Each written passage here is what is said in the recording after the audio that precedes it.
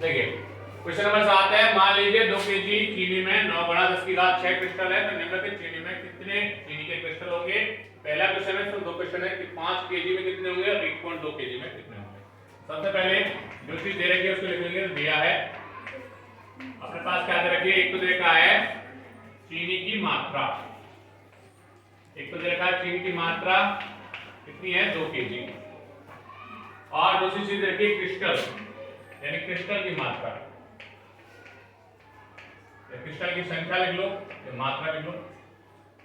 वो दे रखी है 9 गुणा 10 की घात 6 क्रिस्टल, 2 केजी चीनी है। उसके बाद कह रहा है कि अब यदि पहला क्वेश्चन ये है कि अब यदि चीनी के क्रिस्टल कितने होंगे ये हमें बताना है।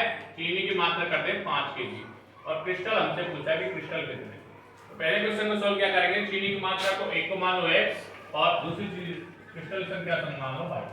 इसके ये हो जाएंगे x वाले, पहला हो जाएगा x1 और दूसरा हो जाएगा x2। ऐसे ही यहाँ क्रिस्टल पहला हो जाएगा y1 और दूसरा वाला हो जाएगा y2, जो कि हमें नहीं पता। तो हमारे पास फॉर्मूला है सीधा सीधा, क्योंकि x1 बटा y1 बराबर x2 बटा y2, x बटा y बराबर x बटा y2, 1 1 2 2। तो देखिए यहाँ x1 कितना है अपने पास 2 और y1 कितना है 9 गुणा 10 की घात 6, x2 कितना, x2 अपना है 5 और y2 हमसे पूछा।